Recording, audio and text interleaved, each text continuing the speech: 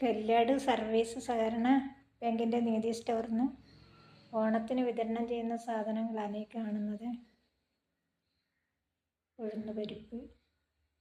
ചെറുപയർ, പഞ്ചസാര, വെല്ലം, വൻപയർ, കടല,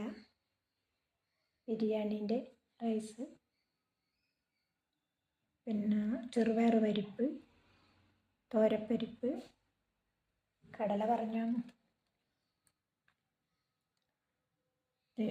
പിന്നെ സേമിയ പായസം മിക്സ്, സഹകാരിൻ്റെ കോക്കനട്ട് മിൽക്ക്, പച്ചരി, മല്ലി,